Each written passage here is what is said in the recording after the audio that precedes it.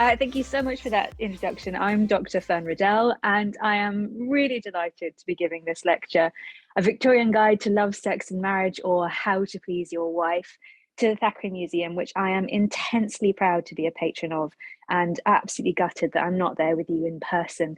Please forgive me for only being online, but I hope that means that you will be absolutely dedicated to the slides that I'm going to show you on screen.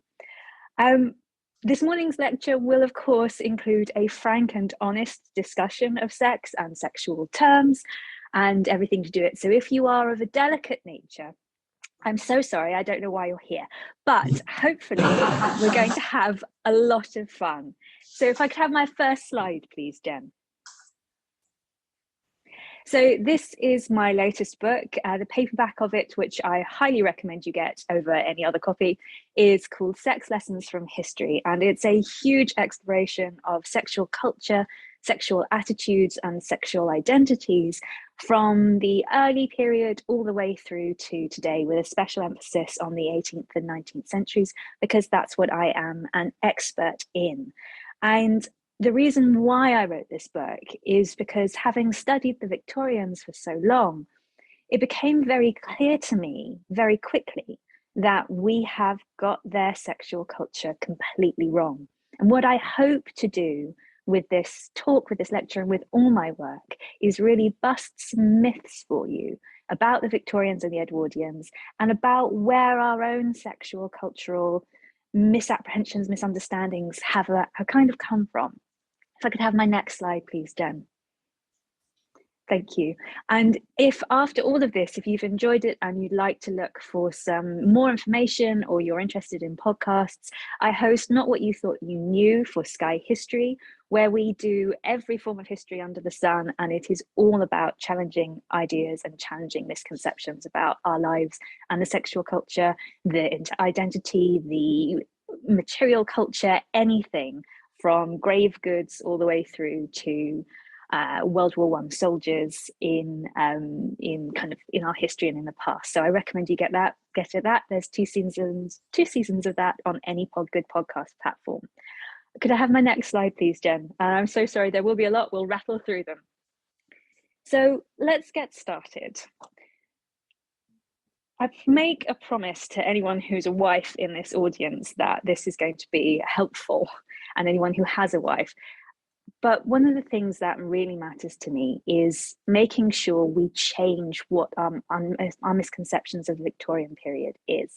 And one of the main misconceptions we have is that the Victorian Edwardians were intensely prudish, that they knew nothing about sex, and that really to be a woman in this period was to have a very lonely and a very sad and a very unpleasurable life.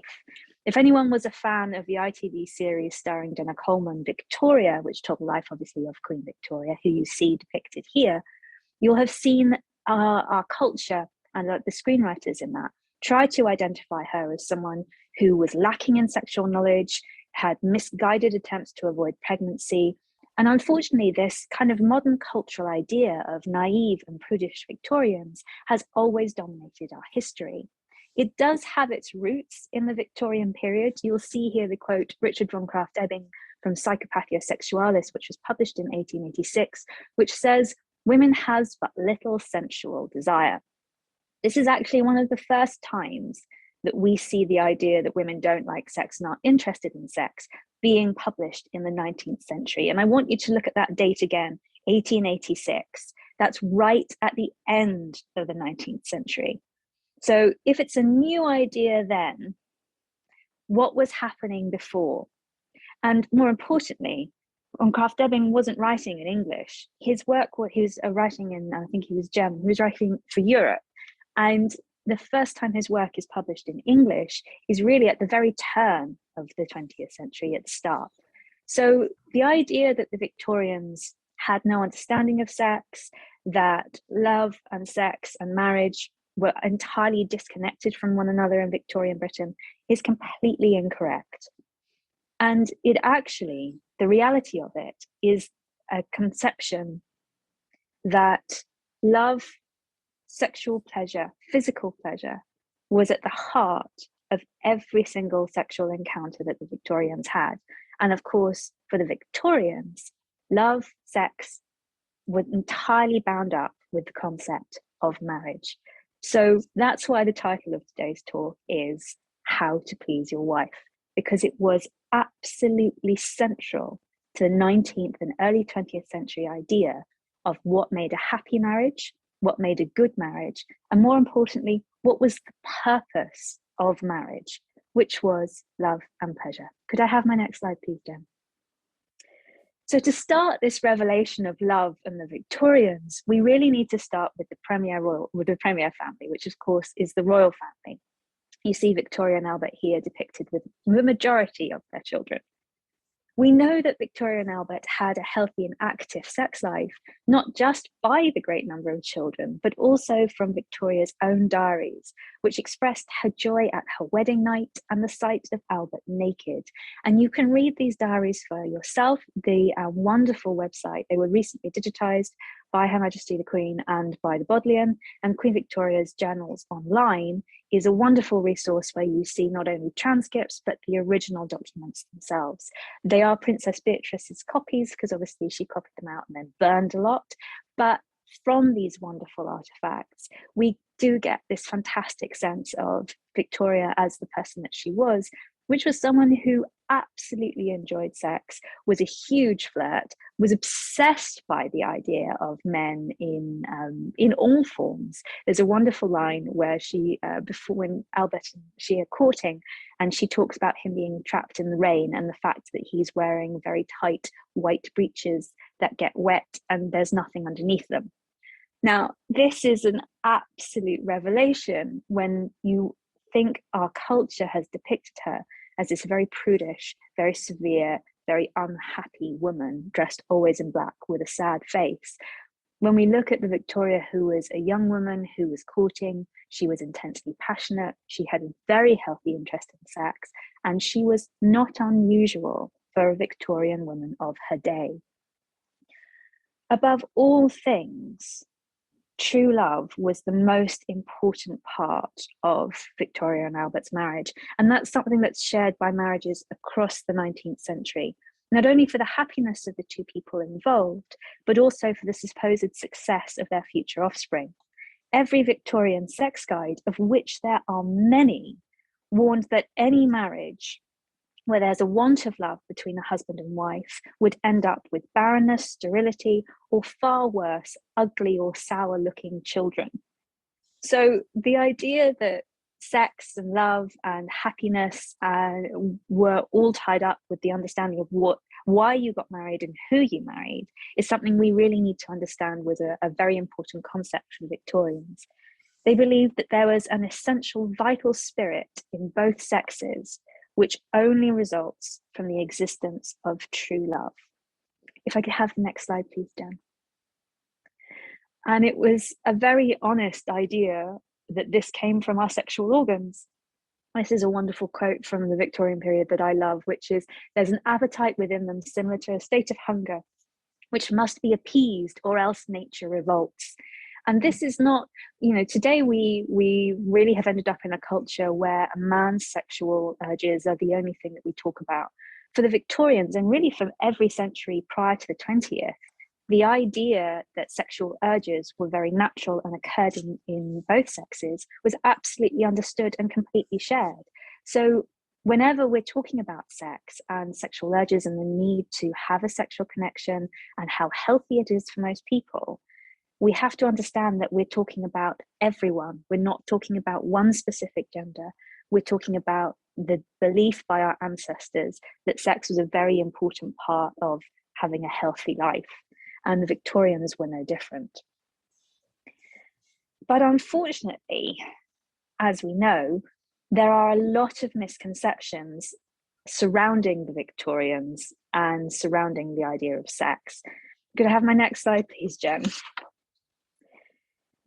Some people may recognize this slide from a film in the audience, and if you don't, let me tell you, it's from the 2011 film Hysteria, starring Hugh Dancy, who was playing, it was a supposed biopic of a very real Victorian doctor called Mortimer Granville, who turned his 1880s invention for a muscular massage device into a device for the sexual awakening of his female the patients.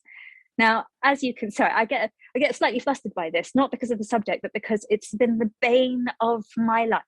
You can see there in Hidansi's hand that he is holding a rather bizarre looking device, which is quite capable of bruising you and leaving you with quite severe muscular manipulation, shall we say. And for a long time, really from the 90s onwards, in the 20th century, there has been a belief, a cultural misunderstanding, that Victorian doctors invented the vibrator and were masturbating women to orgasm, to release their any urges, any ill health, which was all seen under this kind of word of hysteria. And unfortunately, this myth has become widely accepted by our society and by our cultural history. It's completely untrue, and I'm going to take you through why in this lecture. The painting of the Victorians as universally prudish, sexually dysfunctional, and repressed has been something that the 20th century needed to kind of retaliate against and prove its own sexual culture as worthy. The Victorians are the patriarchal ancestor for everyone. They're the bad guys, they're the people we can all react against in whatever way we choose. And a book called The Technology of O was published by a historian called Rachel P. Maines, where she put out a theory that she felt she had found evidence that Victorian doctors were masturbating women because they didn't understand what the female orgasm was, and the women involved didn't understand what the female orgasm was. It was a theory, she published it, and as often happens, the media seized on it, and it became accepted as fact. Rachel Maines has come forward many times and said it was just a theory, she wasn't sure, she didn't know. It's been consistently disproved by every sex historian, including me, in the years and the decades after her work, but unfortunately has managed to hold on to our cultural history. And it really, really denies the Victorians their own agency in their own century towards their sexual culture. Because, as I've said, Victorian doctors were not masturbating women to the point of orgasm because they knew exactly what masturbation was, they knew exactly what the orgasm was, and it held a very important place in sexual culture, which I will come to lately. So why have we believed, not only on Maines' works, but why has our entire culture been kind of geared towards the Victorians as prudish? Well, we have, unfortunately, to blame a few Victorian doctors for that, and part of the medical establishment. One of the things you will learn from any of my talks or any of my lectures is that I have a huge amount of time for the Victorians. I have very little amount of time for their medicine, which in some places has made a huge amount of fantastic moves forward, and in others really held us back. If I could have the next slide, please, Jen. This is Dr. Joseph W. Howe, who is one of my favorites, if that can be said. He wrote a book that became very influential and was seen as kind of a leading light in the idea of sex and how doctors talk to one another and how they treated their patients. And as you can see here, his view on masturbation was that it reduces the female genital organs to increase their size to an enormous extent. I have known them to look very much like the ears of a spaniel. This is what he believed masturbation did to the female body. And you'll see there again, the date of this is 1883. The 1880s are this moment in Victorian culture where suddenly things really go a little bit wrong.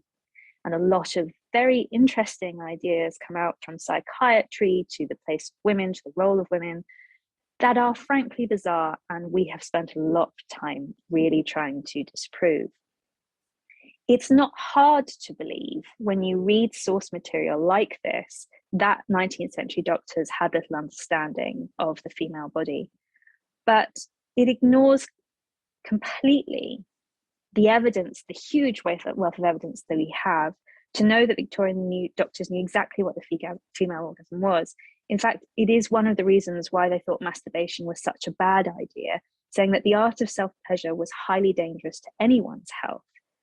It's not because they were on an anti-pleasure or an anti-sex crusade, but because of how important orgasms were to the Victorians. Every marriage guide discussing the Sex Act has always claimed that a woman in a sexually satisfying relationship was more likely to become pregnant, as the wife's orgasm was the most important part of conception. So that's something I really need everyone to hold on to. In the Victorian century, and in every century prior to that, the only way they believed you got pregnant was if you had an orgasm. If I could have the next slide, please, Jen. Now, any historian working in an archive will know what these vibration devices that were around in the Victorian century look like. And I wanted to make it very clear to you, both in the drawing and also holding one in an archive itself, of what they look like. Because I can promise you, the moment you start to turn the handle on this, it acts like an egg whisk with the same kind of force, sound, and vibrational device. It's nothing that went near anyone's intimate parts. It is very clearly the strong arm of some sort of Swiss masseur, who is going to absolutely leave you bruised, broken, and hopefully without any knots in your body. This is not an intimate, pleasurable device. It's the least orgasmic thing you will ever have seen. And the idea that a woman could be brought to orgasm by them, I have to say any historian who's attempted to say that view is true has never actually held the devices or been female at any point in their life, because there's no way that they were used for masturbatory devices. And the reason we can say that today is because we know what the sexual aids looked like for Victorians in this period, and we'll come to those in a second. But it's not just women who are done a massive disservice by this, by the change and the shift in medical sexualization, in medical understanding of our sexual culture in the 19th century. If I could have my next slide, please, Dan. This is unfortunately the view that was done for men, and as you'll see, it's my favorite author again. The penis is thinner and smaller than usual. It is often elongated and cold to the touch. This enlargement is due to the frequent handling. So basically, as far as Victorian medical doctors were concerned, masturbation was one of the most dangerous things you could do to your body, because orgasms had a very sacred and special part for sex. They were for the conception of children and nothing else. Now, my final myth is the device that you'll see pictured here. Some of you may recognize it. It's supposedly to stop nightly emissions, so wet dreams for men. But we do believe that if they were ever used, that they were used in mental hospitals and in locked wards to try and control people who wouldn't stop masturbating. If I could have my next slide, please, Dan. One of the things that I did to try and understand myth culture and where things came from was to really investigate the stories that Victorians told each other about their sexual culture. And these devices are on display in the Wellcome collection, or at least they used to be, and have often been brought up as an example of terrible sexual culture of the 19th century. From my investigations and from my research, whilst we do have a few in the UK and England, they were imported from Germany, they were imported from Europe, and they were only ever mentioned as an idea. I have not yet been able to find evidence of them in actual clinical practice in use anywhere in the UK or really in Europe. It's one of the Victorians were great inventors. So I believe this is an invention that was taken out for marketing, sent to doctors, sent to medical establishments to see if anyone would use them. I don't yet know if they were, and I have not found any evidence that supports their use in the wider community. If I could have the next slide, please, Jen. So what was Victorian sexual culture when we move away from medicine, we move away from science, we move away from the scary stuff? Well, I turned to culture. I turned to literature, and this is one of my favorite quotes from Elizabeth Gaskell's North and South from 1855. And if you've already started reading it, I'm afraid I'm going to do it now for you. He could not forget the touch of her arms around his neck, impatiently felt as it had been at the time, But now the recollection of her clinging defense of him seemed to thrill him through and through, to melt away every resolution, all power of self-control, as if it were wax before a fire. That's one of the most erotic passages I think we could read in literature. And you may have read this in school. I know I certainly did, and not thought anything of it. But this is one of the ways that the Victorian sexual culture was always present and always part of breakfast table conversation, of the newspapers. It wasn't hidden. It was something that was acknowledged and explored and discussed, and hugely influential on how the Victorians lived their life. Because one of the things that mattered most to the Victorians was how to find someone to spend the rest of your life with, how to find a good match. And something that was never separate from that was how to find a good physical lover. Sex before marriage may not have been publicly acceptable, but it did happen. And the importance of a good sex life within marriage was widely acknowledged, as we shall see. But how you find a good partner, and therefore a good sexual partner, in a society that doesn't really accept sex before marriage, is something the Victorians really struggled with. If I could have my next slide, please, Jen. This is one of the ways that they came up with how you found a good partner and how you could choose your wife. The great French poet Pierre Gautier once proclaimed, "Show me the leg and I will read the mind." Victorians thought it was pertinent to have a handy reference guide for the easiest way to choose your future wife by the shape of her legs. For example, number 1, no woman on the stage will make a respectable wife, although most easily observed, she has shown every part of herself to a paying audience. Distrust stage legs. Sturdy legs with a neat ankle and sensible shoes will be best for a man who desires an intellectual companion, clever but not a blue stocking. Heavy legs and flat shoes are signifiers of a most coarse nature. Avoid this as you would the pox. Or a delicately turned ankle, feminine boots, and a stocking on a gently curving leg, you may surely go for this girl. And images like this, language like this was printed in newspapers, it was printed in books, it was very widely shared. And we see it with kind of that Victorian idea and obsession with phrenology. It was this belief that whilst you may not be able to physically touch someone, you may not be able to get naked with someone, you may not be able to have sex with someone before you married them, their body, the shape of their body, their eye color, their hair color, the shape of their face, the shape of even their hands might be a way for you to indicate to you how you could choose a suitable sexual partner. One of the most favorable indicators of an individual's character was the size of their feet. Big-footed men and women may seem awkward on the first meeting, but they are the most reliable and steady of partners. Small-footed persons are dangerously prone to gaiety and evolutions across the ballroom. Now, these comments from Victorians, we have to understand, were often made tongue-in-cheek, much as we would give bad advice or joking advice today.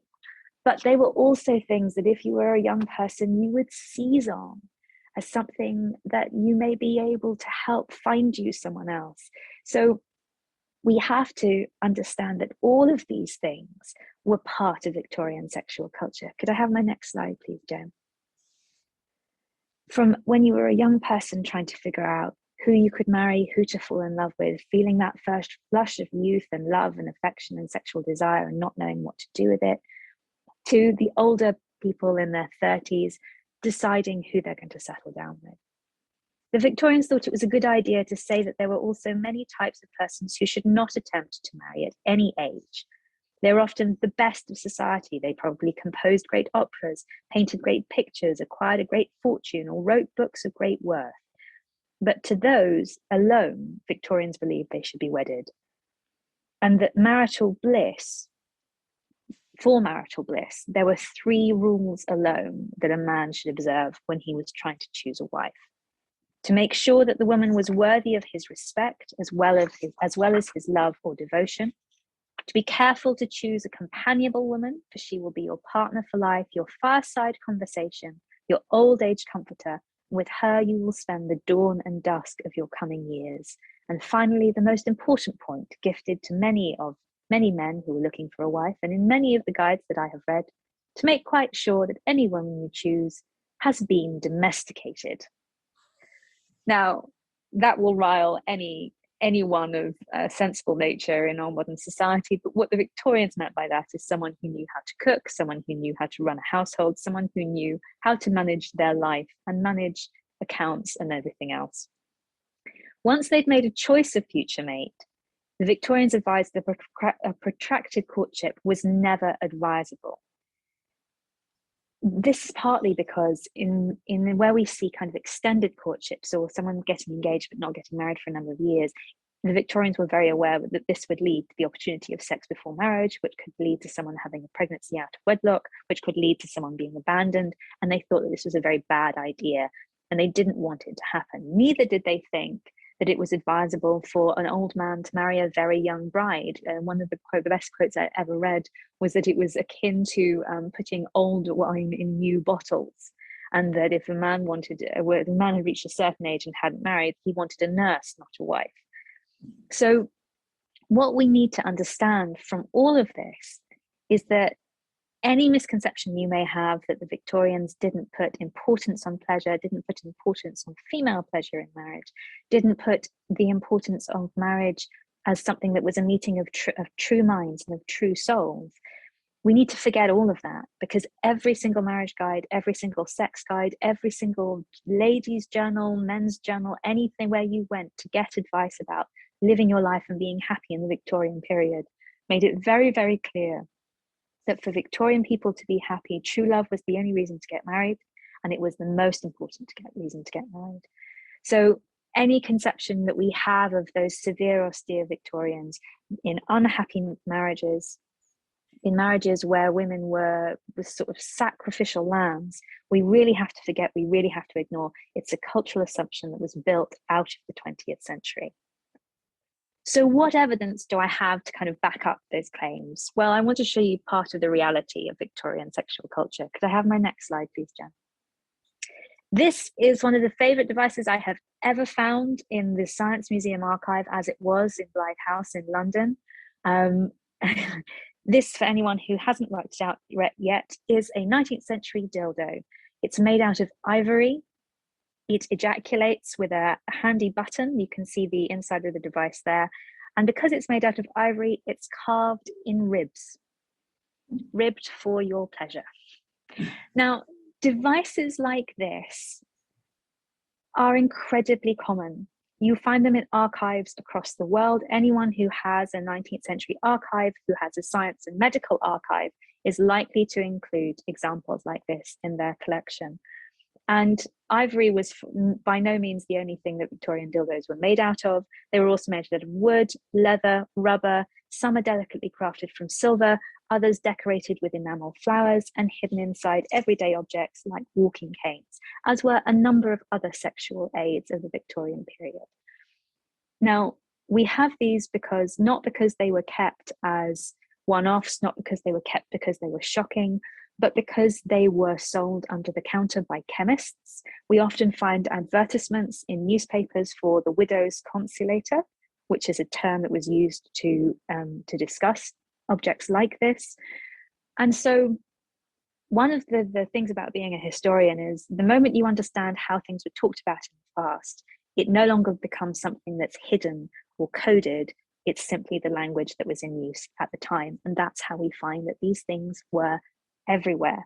Condoms were advertised on the front page of the Illustrated Police News as the ladies get your French letters here in the 1890s.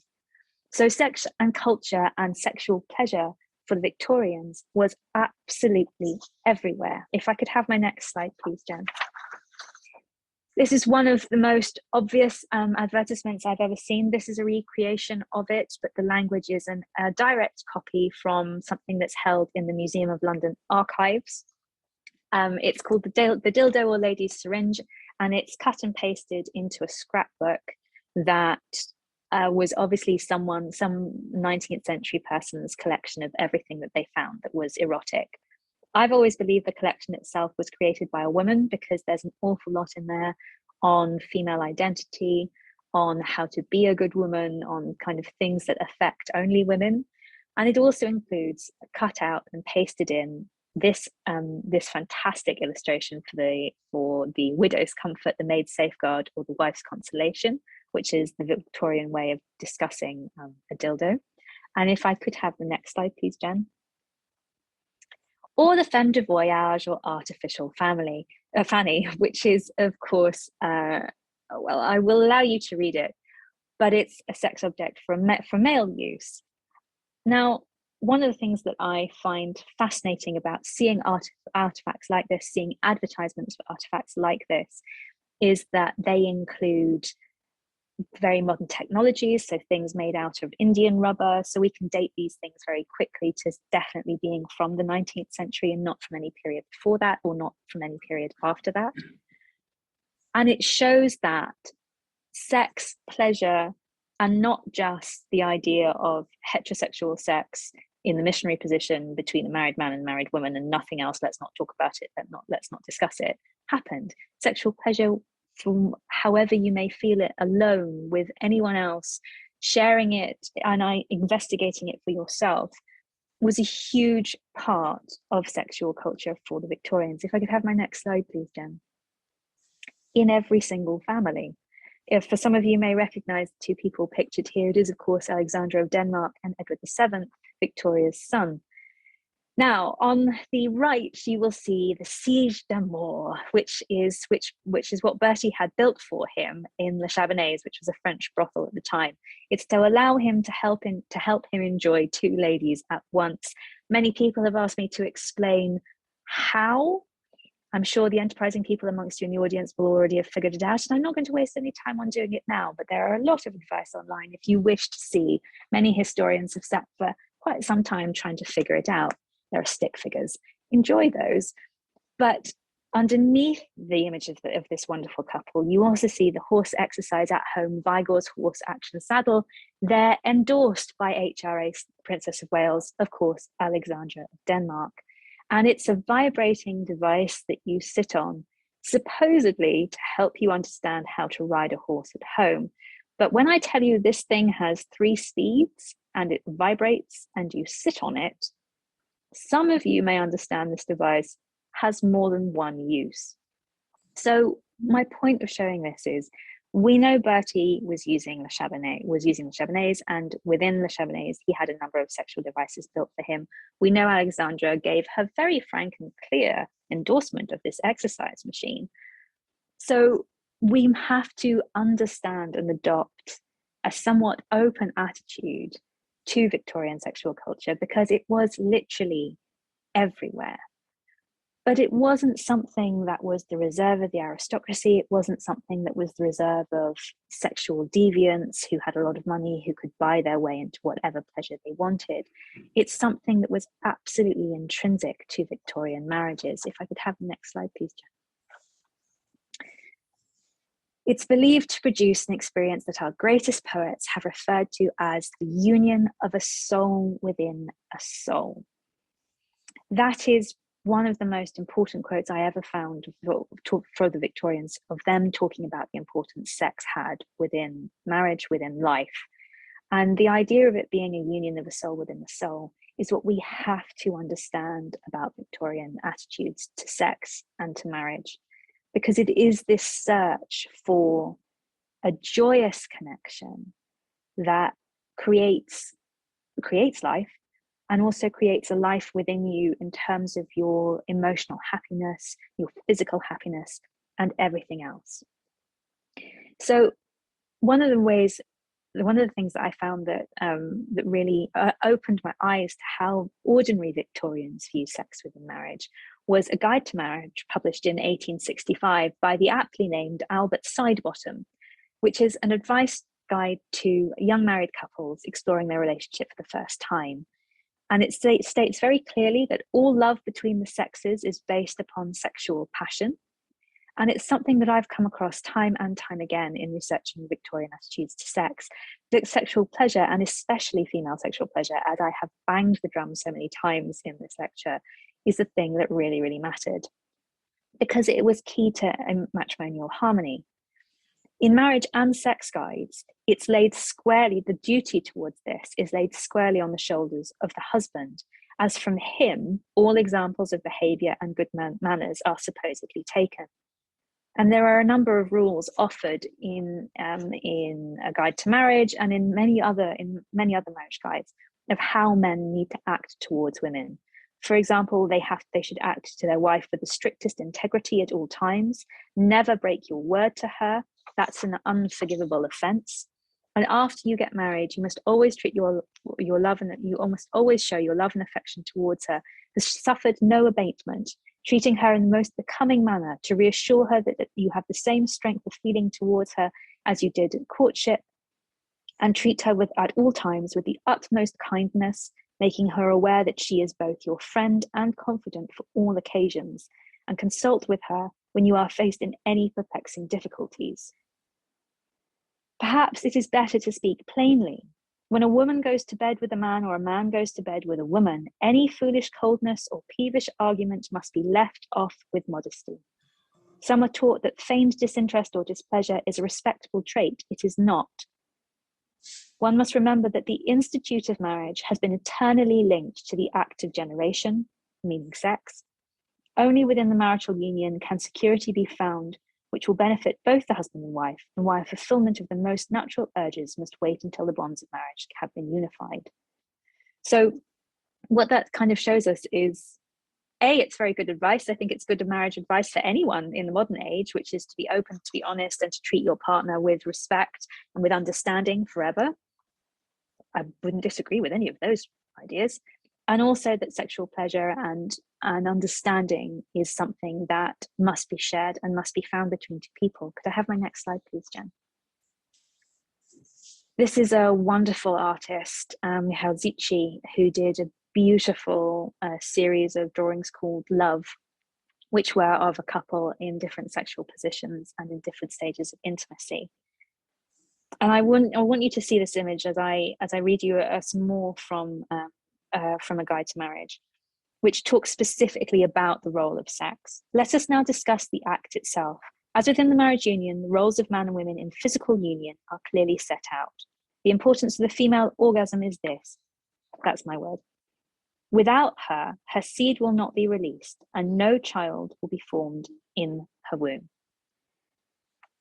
During the connection, a woman shall be able to perceive that her release of seed is near. This will feel as the tinkling pleasure within her body, which she must advertise to her husband immediately. This is so that at the same instant in a shared moment, he too may also give forth his seed. By this collusion, by that very meeting of seeds, the conception shall be made and will result in a child being formed and born. So this is the very, very clear advice in every sex guide I've ever read in the Victorian period, every marriage guide I've ever read for the Victorian period, and many of the ones that came in the centuries before. The only way you get pregnant is through a female orgasm, and most importantly, that this is a mutual orgasm, something that is shared. That's it. That's how Victorians felt about sex. That's how every century before us felt and understood about sex. And it's something that we have lost, I think, as a sexual culture, to understand that pleasure and sexual pleasure is a shared thing and is incredibly important. Could I have my next slide, please, Jen?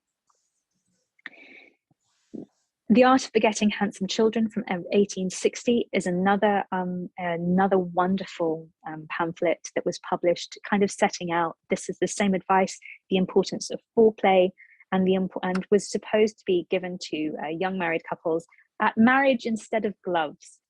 And it's something that I find incredibly important to showcase to people, that these sex guides were out there, that they read in the same way as modern day sex manuals. The advice is, to bathe, to not have sex if you've had a very full meal because it won't be pleasant, to never force a sexual connection, to treat, that consent is incredibly important.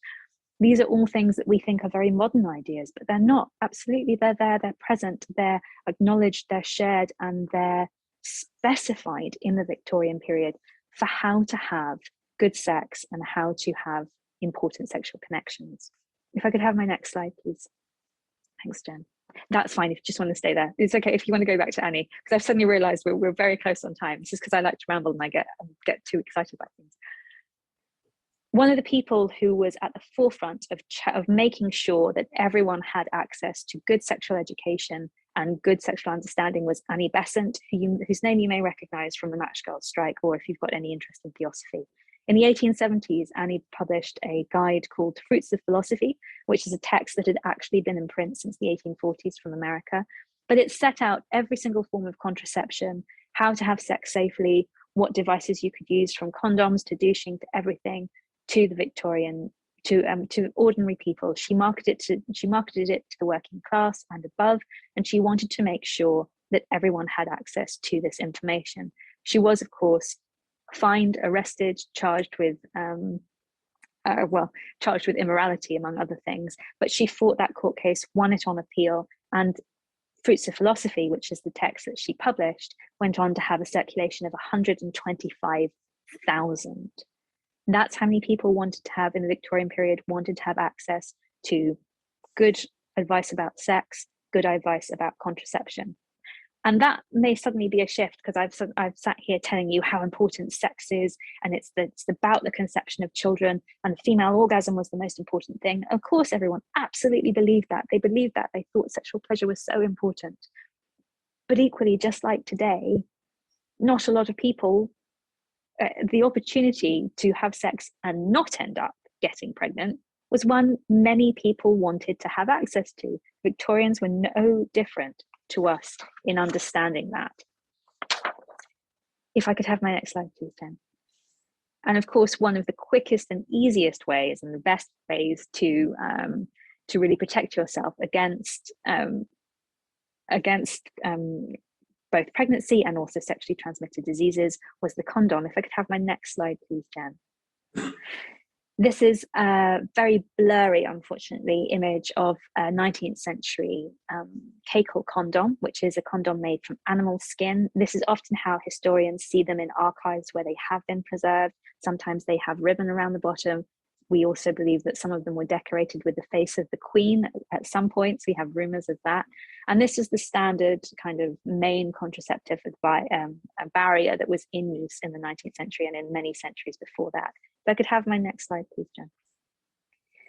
One of the most amazing things I love is people who try to recreate these things and successfully recreate these things. This is a fantastic woman called Sally Pointer, who took Victorian advice on how to make a cake or condom, a condom from animal guts, and recreated it and remade it. And you'll see there at the bottom what she ended up with.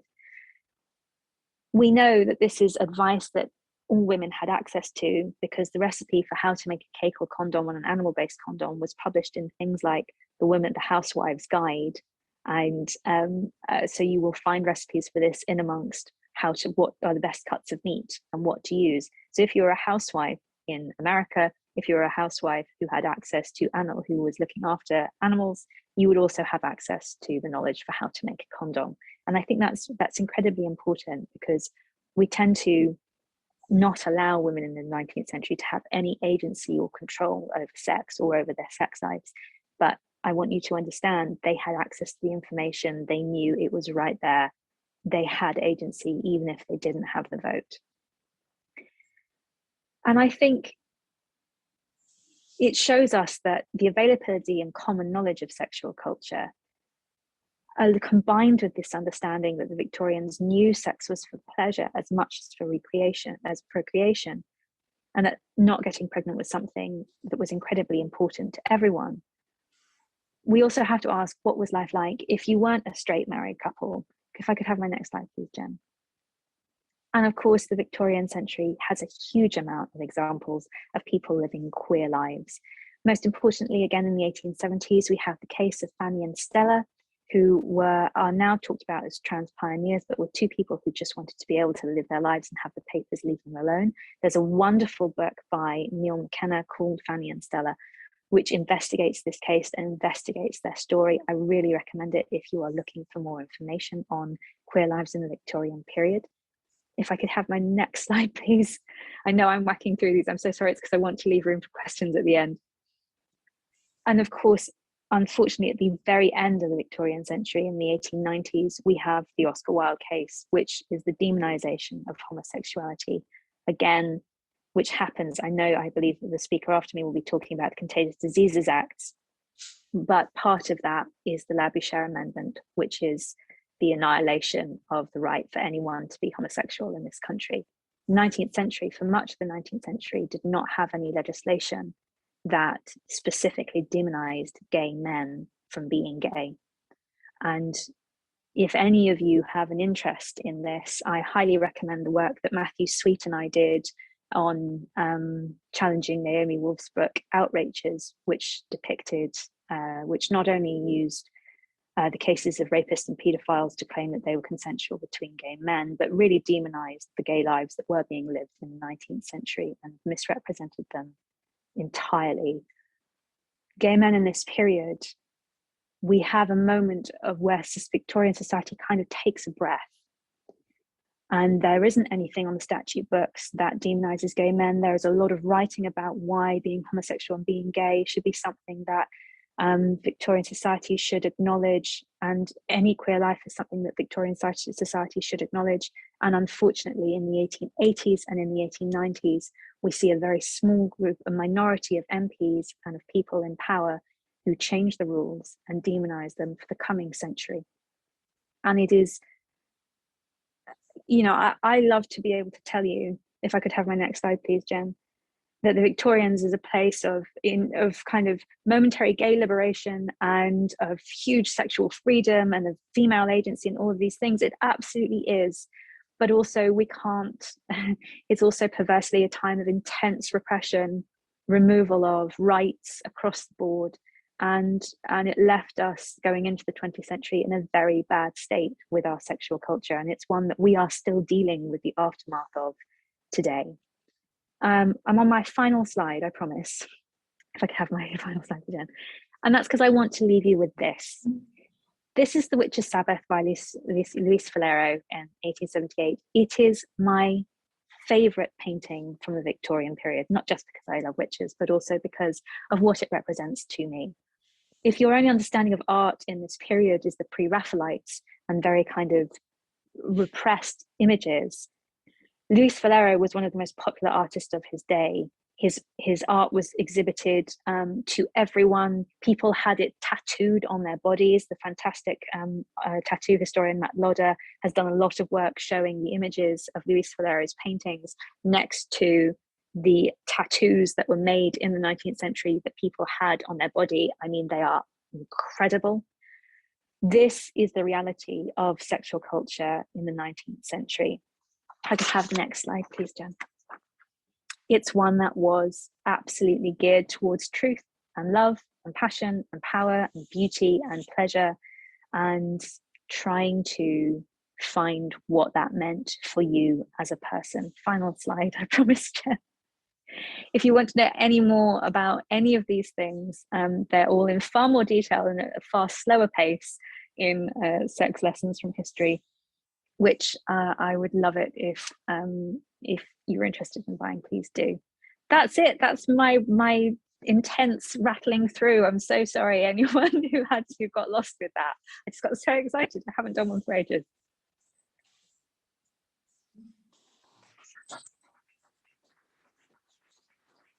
Jen, I don't know if you're still there. Are we going to do questions? That was most interesting. Oh. Thank you very much indeed. I'd like to open for questions and comments, and if you do, please come to the front. Oh. Well, can I kick off with one then? When I was a young anatomy student, I was told.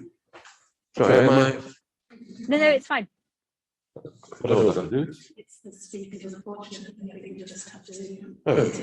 Do I talk into this thing? Just talk about That thing. the microphone. Just there on the Modern technology. I'll take that off anyway. If I may just ask a question regarding my experience as a young anatomy student dissecting human bodies.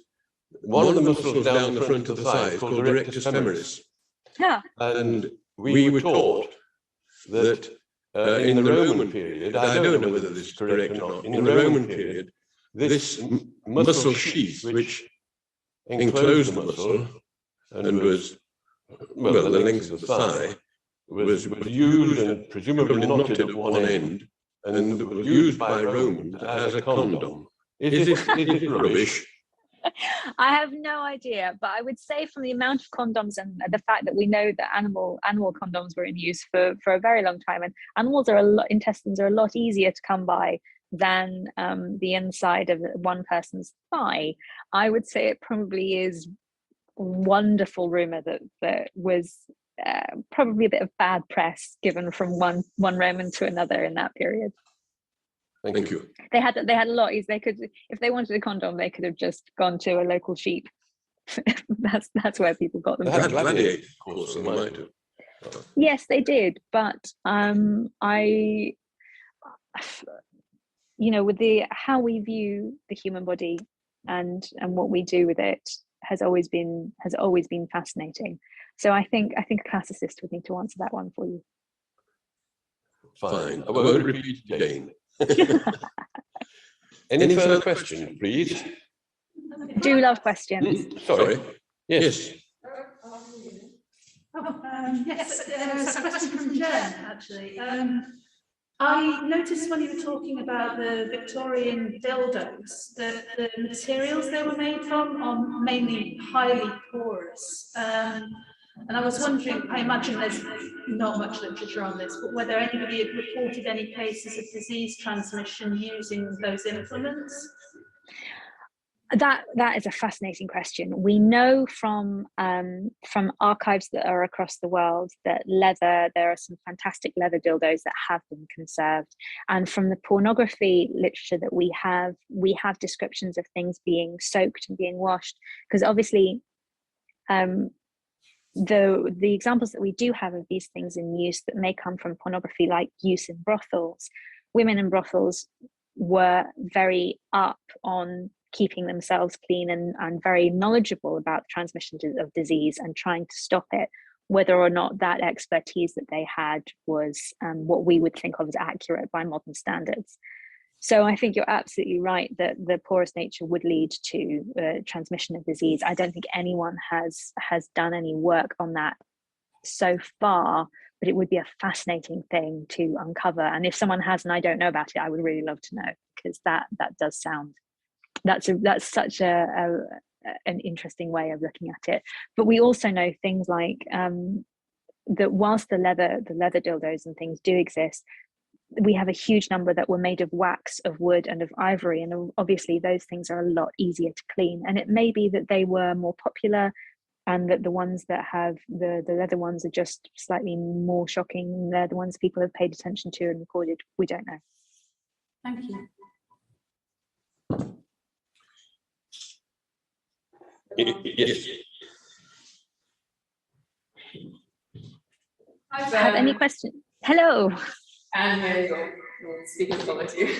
A question about sex outside marriage, the big elephant in the room for your fabulous talk. Can you talk a little bit more about that? Because I know, as you know, I'm talking about contagious disease aspect of this, but can you talk more about how that sort of factors into what you're saying about sex in this community? So in the 19th century, sex before marriage we know happened. And one of the reasons why we know this is the fantastic breach of promise cases and the breach of promise laws that allowed any woman who had got engaged and who had then ended up pregnant and been abandoned to take that man to court. And we know that and receive financial compensation for herself and for the child, whether or if the child was alive or not. And we see women of all classes using this, from serving maids all the way through to school teachers and above. So sex before marriage was something that happens very often, that women had some form of legal protection against when they chose to use it. And I don't know how you feel about this, but I certainly have always been fascinated by the fact, as historians, whenever we talk about the Contagious Diseases Act, which of course you'll learn about it, I'm sure, in far more detail, is this moment of intense persecution of women who have sex outside of marriage, supposedly. And we know from things like Tess of the D'Urbervilles that literature certainly painted fallen women in a certain way, and yet breach of promise cases were very common and don't seem to have, it seemed to be this really accepted way. So I think trying to define sexual culture and sexual attitudes in the 19th century as one specific way of seeing or viewing sex outside of marriage is entirely impossible, because much like today, you can't.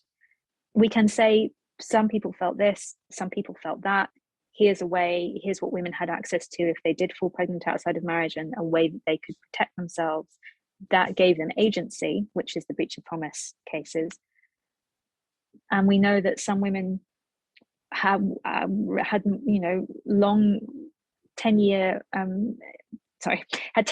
relationships with people and never got married, and no one batted an eyelid. So it depends, I think, what community you're from, what the kind of moral tone of the area you were living or grew up in is. Some are far more accepting than others. We see differences in rural communities. We see difference from one community to another and how they might react to what supposedly deviant sexual behavior. One might be more accepting to another. So it's the advice I always give anyone who's trying to investigate this is, don't ever try to make it black and white. Don't ever expect that you will find the answer to it being this one thing. You have to understand it is just diverse sexual attitudes, and that's it. We have one or two questions from Zoom as well. I'm just going to read out so everybody in the room can hear. We have a question from Maggie. Why did attitudes change so dramatically at the end of the Victorian period and affected the attitudes into the 20th century? Oh, it's $1 million question, isn't it? I get very angry about this, because we certainly see in the 1880s and in the 1890s a small group of male kind of small c conservative authority figures like Henry Labouchere, who become MPs, who stand up and with very little support, or not with actually very little support, but with very little resistance, change culture for everyone and implement laws that then destroy lives, and people have to take decades to unpick. Much like today, it takes a small group of people in power to ruin things for everyone. And what happens at the end of the 19th century is a small group of people get into power who have extremely small c conservative views about what individual rights should be, about morality, and about everything else. And it shows us the importance and power of democracy and of people who are informed and invested in their political system. Because without it, with apathy, with ignorance, the people who get into power are the ones who are going to make your life hell. And that's really my attitude to what happens at the end of the 19th century. Thank you. Another question, Q&A, Chris. This, I think, links into your previous answer. Why was the emphasis on women's sexual pleasure diminished? That is a really difficult one, and I think I'm been trying to understand that for a very long time, because when we hit the turn of the century, my previous book is a book called Death in 10 Minutes. It's the biography of suffragette bomber and birth control campaigner Kitty Marion, who is someone who went from blowing up MPs' houses to campaigning vigorously for birth control, supporting H.G. Wells in the 1920s and the 1930s, and Margaret Sanger, and giving kind of birth control access to everyone in this country. The Second World War and what happens after World War II, for me, is a defining moment in our culture. And I don't know if it's partly to do with the sudden availability, the public acceptance of contraception, that the emphasis on female pleasure being important because it creates babies. Well, now we can have sex and not get pregnant, so female pleasure doesn't matter as much. Is that what happens?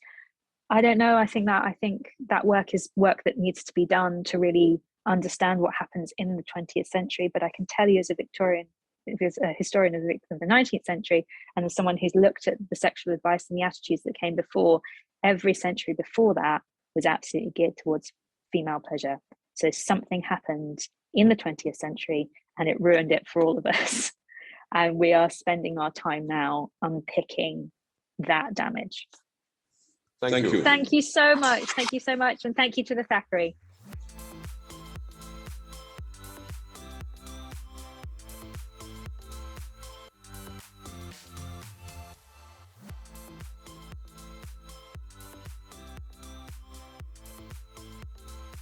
Hello, everyone. It's always so nervous being the second speaker to such a fabulous first talk, but I hope I can do Fern's talk justice, and I hope that I don't bore you too much. My talk today is based, first of all, sorry, can I just check before I start? Can you all hear me in the cheap seats? Shall I speak a bit louder? Yep, I'll do my best. So my talk today is based on some of the pilot research that I'm doing for my current major project, Histories of Sexual Health in Britain. The project itself is only just underway, but some of the ideas that I'll be discussing, and some of the ideas that I'll be discussing are still in development. But I hope you enjoy the talk nonetheless, and I look forward to your questions afterwards. Throughout this talk, I'll also be returning quite a lot to the Victorians. I'm mostly focused on those quite remarkable decades in the first part of the 20th century, but we can't understand those properly without referring to a lot of the things that Fern has already discussed. But whereas Fern's talk was all about the joyous beauty of sex, I'm afraid that mine is not. So if you were looking for a light-hearted jolly on a Saturday morning, you're in the wrong room. Our story opens today in 1942. At the height of the Second World War, Mass Observation, a social research organization, surveyed residents in several London boroughs about this public health advertisement that had just appeared recently in the Daily Mirror. 10 plain facts about VD outlined the dangers of syphilis and gonorrhea, the telltale signs of infection, and the need for immediate treatment. It was part of the Ministry of Health's largest ever sexual health campaign. Alarmed by wartime spikes in infection rates, the ministry was trying to counteract what was termed the hush-hush culture that it believed was undermining efforts to protect civilian health. But shockingly, this campaign didn't end with newspapers. In October of that same year, England's chief medical officer, Wilson Jameson, addressed the nation directly, delivering the first BBC broadcast about venereal disease. We can hear a little bit of that talk now, but for those of you joining online, if you can't hear it so well, the clip we're listening to is available via this link on the slide to BBC Sounds, and it's from 3 minutes 20. So here we go. This observation wanted to do in 1942 was understand how ordinary people felt about this very public airing of a subject that was still very much hush-hush. So Fern, in her talk, talked about the openness with which Victorians thought about and discussed sex. Unfortunately, this didn't often extend to an openness to discuss sexual health or venereal disease.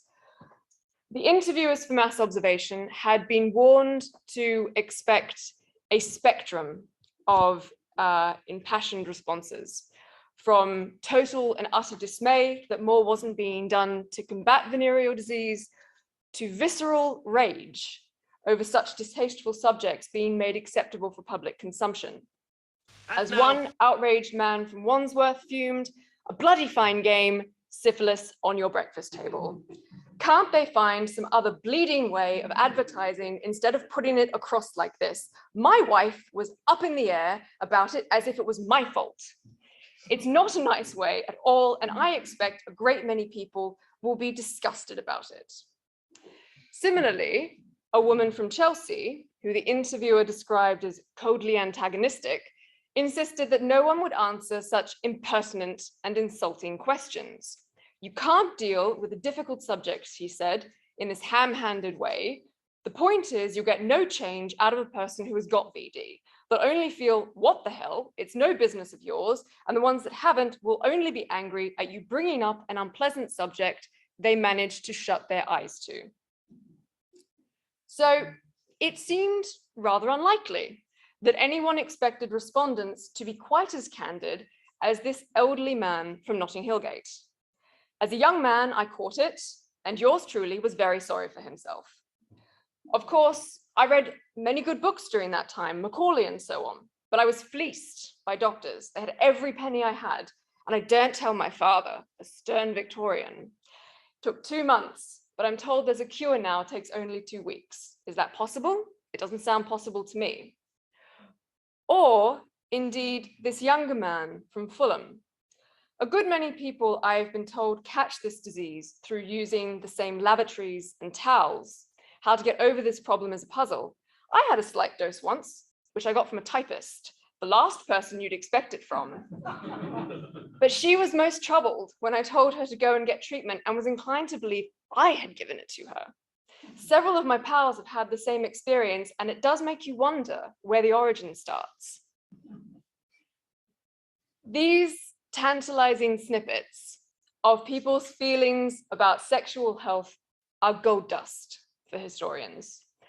Because despite concentrated government efforts across the interwar years and during the Second World War, venereal disease was still a no-no in polite conversation.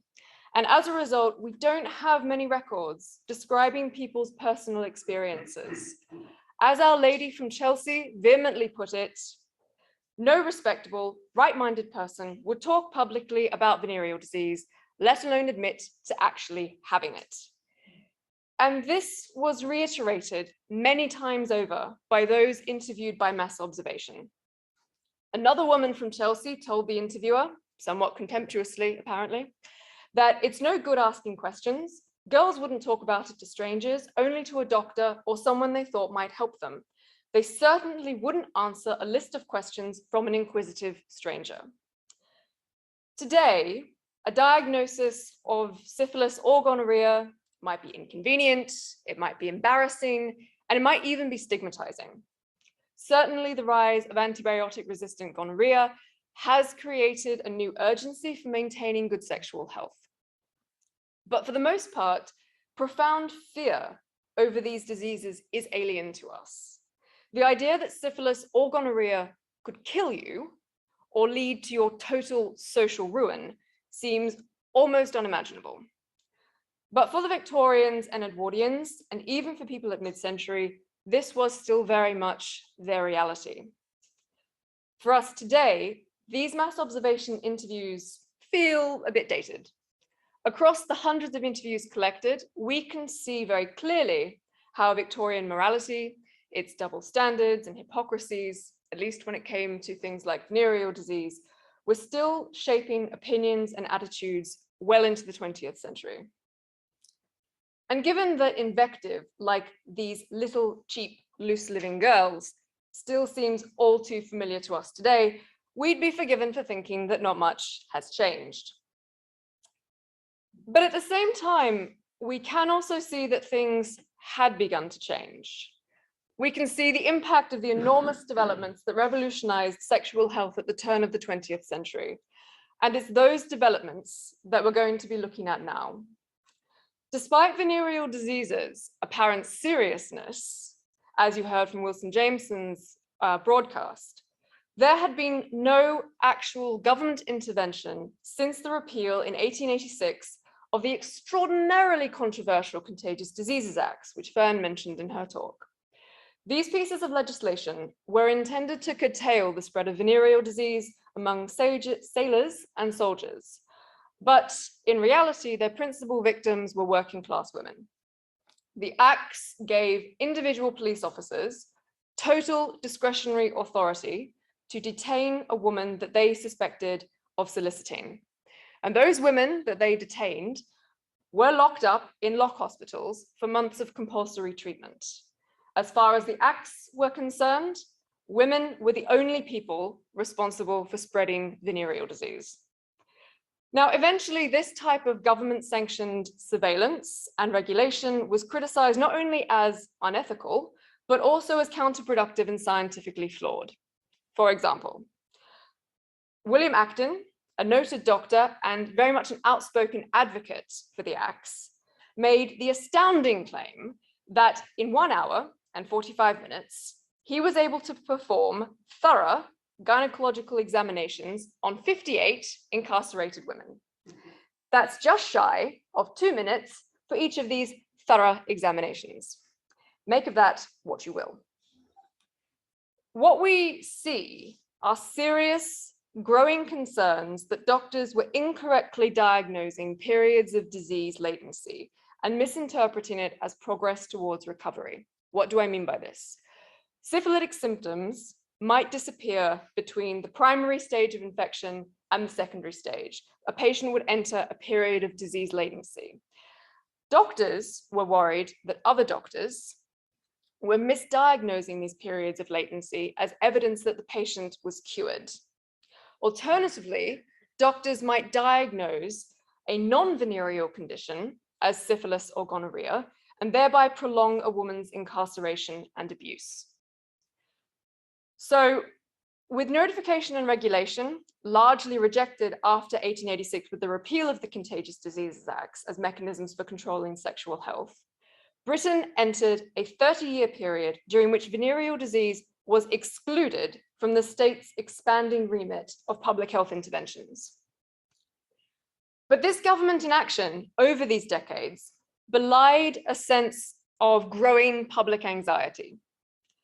Venereal disease mightn't have been a fit subject for polite conversation, but it nonetheless consumed the public's imagination. And this happened through a flurry of high-profile medical literature and sensational fiction. And herein lies a fundamental tension. On the one hand, public discussion of venereal disease was aggressively suppressed, and it remained aggressively suppressed even into the interwar years.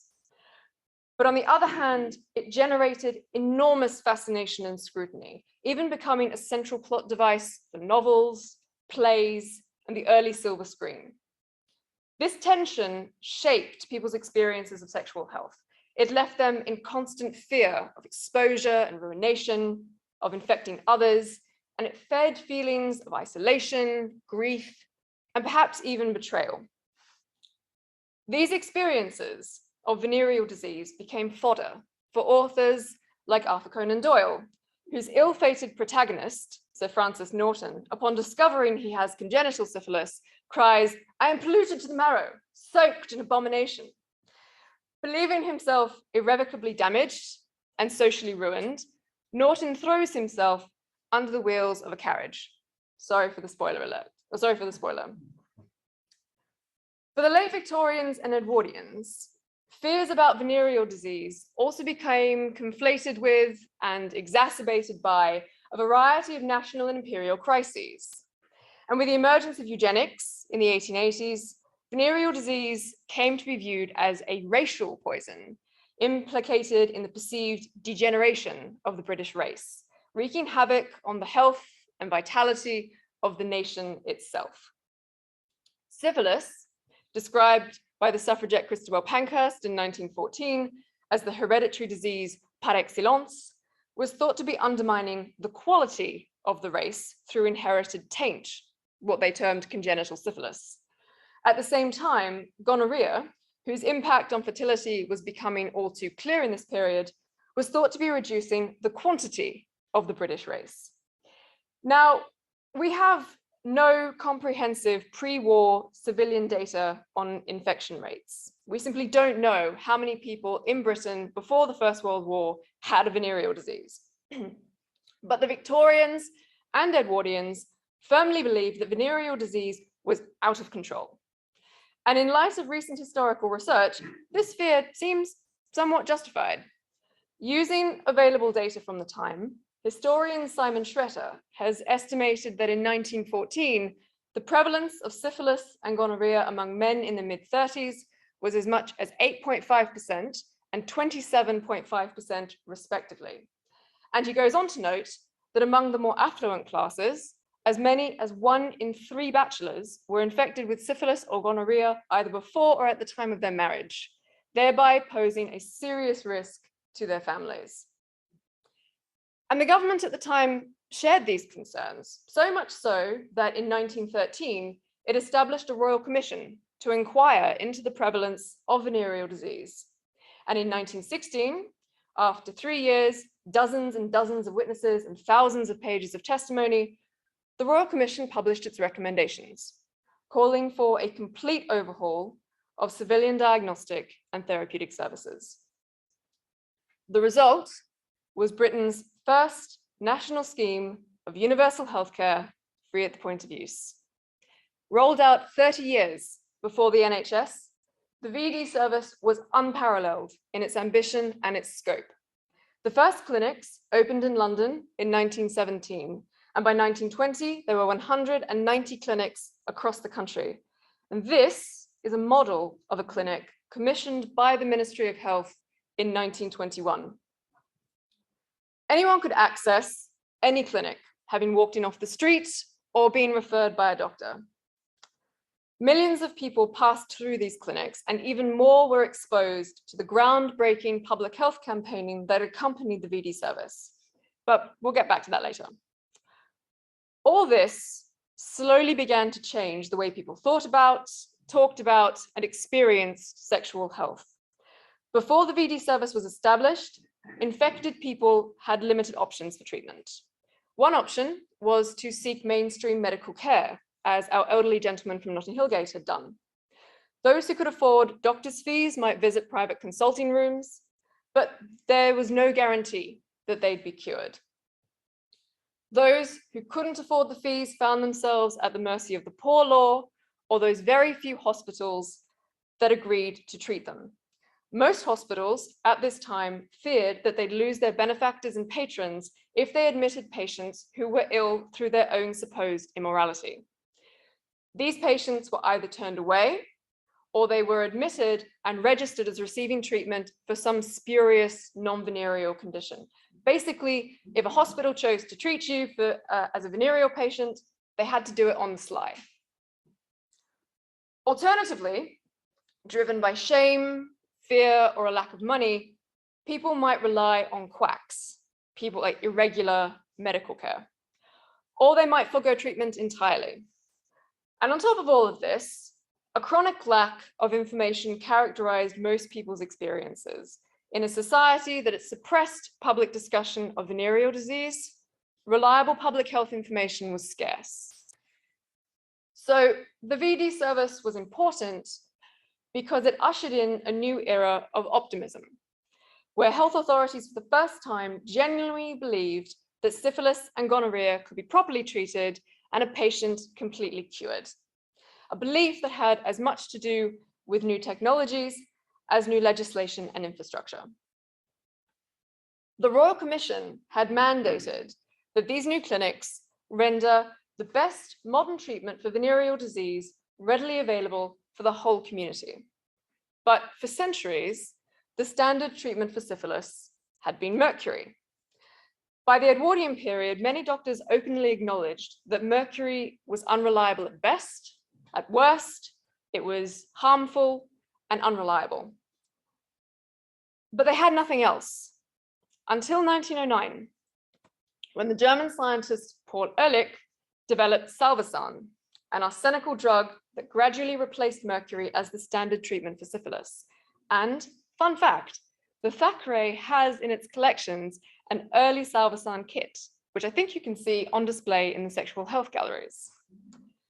Around the same time that Ehrlich developed Salvarsan, Fritz Schoenden and Erich Hoffmann identified the microorganism that caused syphilis, and August Paul von Wassermann developed a complement fixation test to diagnose syphilis, so basically a blood test for syphilis. So Salvarsan and the Wassermann test were quickly taken up by specialists who experimented with different doses and techniques for administration. For example, In 1910, Colonel Lawrence Harrison, who would go on to become the Ministry of Health's special advisor on venereal disease, wrote to Paul Ehrlich requesting early trial batches of salvarsan with which he experimented on the patients at Rochester Row Military Hospital. When making his case to Ehrlich, Harrison lauded the benefits of a patient population under military authority because they couldn't refuse treatment or discharge themselves. As far as Harrison was concerned, they were the perfect guinea pigs. Ehrlich was clearly persuaded because Harrison's salvarsan experiments at Rochester Row went on to shape the way civilian doctors and the Royal Army Medical Corps treated syphilis. But not everyone embraced these new technologies, and their application in general practice was particularly problematic. Doctors were rightly concerned about the devastating implications of incorrect test results. And there was a lot of concern in the early years about false negatives and false positives. Numerous cases were written up in the medical press about positive Wassermann tests for patients with no obvious physical symptoms. So the patient comes in seemingly fine, but the test says they have syphilis. And this was a fundamental problem. How could doctors, especially those trained before bacteriology and before serology, and who didn't understand the theory and practice of lab-based tests like the Wassermann reaction, how could they diagnose in good conscience an apparently healthy person as having VD? Because keep in mind that these technologies were emerging in a period where high-profile diagnostic and therapeutic developments, like Robert Koch's early experiments with tuberculin, had been shown to be disastrous. At the heart of this criticism were fears that these technologies had been adopted too rapidly and were still unproven in clinical trials. Does this sound familiar to anyone? Confronted with a patient who insisted that they couldn't possibly have syphilis, and knowing the social and familial damage that a positive diagnosis could have, doctors faced an impossible dilemma. They couldn't afford to unnecessarily expose fee-paying patients to social stigma and protracted, unnecessary, distressing courses of treatment. Moreover, they wouldn't risk their professional reputations by taking responsibility for a diagnosis arrived at in a laboratory using new technologies that they did not understand. Again, this is why the VD service was so important. It brought together clinical teams with the expertise to offer these tests and treatments, and it also provided the clinical space for doctors and nurses to learn how to diagnose and treat patients, something that was sorely lacking in medical education before the First World War. Very little about venereal disease was actually taught to medical students and nurses in training before the interwar years. So as I said, these technologies were bringing with them a new era of optimism about the successful treatment of syphilis. And similar innovations were happening in the treatment and diagnosis of gonorrhea as well. But what made the VD service unique was the fact that these treatments were now freely available to anyone and everyone. The clinics were also intended, at least in theory, to be a place where people could go voluntarily without fear of notification or stigma. In fact, Britain prided itself on being one of the first countries to introduce an entirely voluntary system of treatment and prevention for venereal disease. Rather than singling out infected people or trying to regulate the sexual habits of a single class or gender, as the Contagious Diseases Act had done, the interwar VD service was instead designed around a principle of utilitarian non-coercion. As we'll see, this was more often an ideal rather than actual reality, but it was nonetheless an ideal in stark contrast to the explicit duress and surveillance of the Contagious Diseases Acts.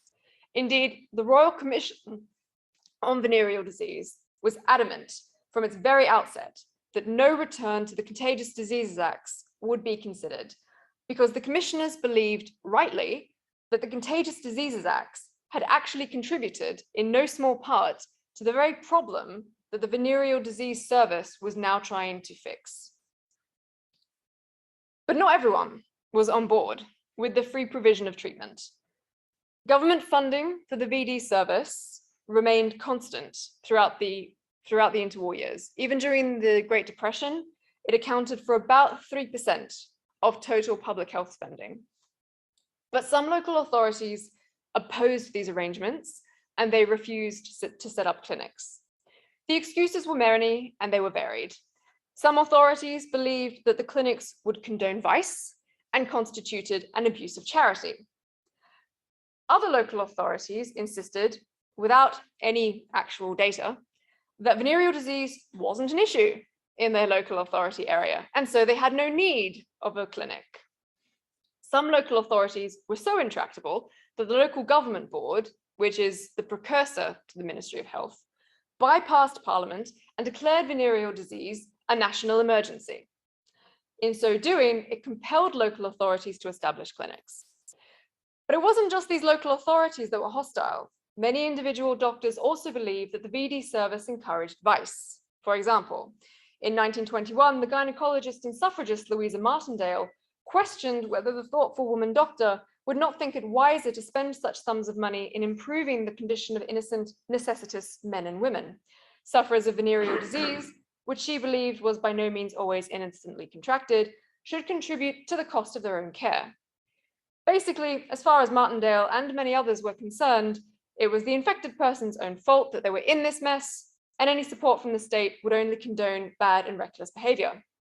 What Wilson Jameson would go on to euphemistically describe in his 1942 broadcast as irregular sexual relationships. So here we can see the very rigid morality, so often incorrectly or correctly associated with the Victorians, continuing to shape public and medical responses well into the roaring 20s and beyond. As I mentioned, the VD clinics were, in theory, meant to be a place where men, women, and children could go for treatment without fear of medical surveillance or recrimination. But as recent research has shown, this was far from reality. Official sexual health advice available through these clinics generally prioritized abstinence as the only surefire way to avoid infection. And the British Social Hygiene Council, which was the Venereal Disease Service's propaganda machine, refused to promote or facilitate medical prophylaxis, insisting that it would be tantamount to state-endorsed vice. But it didn't just stop at moralizing high-handedness. The clinics also engaged in various forms of subtle and sometimes not so subtle coercion. And this job fell to the almoners, who were an early form of social worker. In the mixed economy of healthcare in interwar Britain, almoners were responsible for determining how much a person should contribute financially to the cost of their care. But in the VD service, where the delivery of care was free at the point of use, the almoners were instead responsible for overseeing helpful follow-up visits with patients who cut short their treatment. So they, along with nurses and medical officers, became part of a complex surveillance infrastructure. And the people who were most often surveilled were women. If a woman stopped coming for treatment, she would receive a generic printed flyer requesting that she attend the clinic as soon as possible. And this included no identifying information about what the clinic was or why her attendance was needed. But if this first communication went unanswered, a second personalized letter was sent offering to discuss her reasons for non-attendance, and it warned her that a health visitor would come to her home if there was no response. So these measures were never legislated, and the Ministry of Health was never sent patients' personal information. And neither were most women compelled to persist with treatment. Nonetheless, such coercion and surveillance were troublingly reminiscent of the Contagious Diseases Acts. Despite government mandates that the VD service not be used to target specific groups or compromise patient confidentiality, it allowed health professionals to exert influence over their patients' private lives.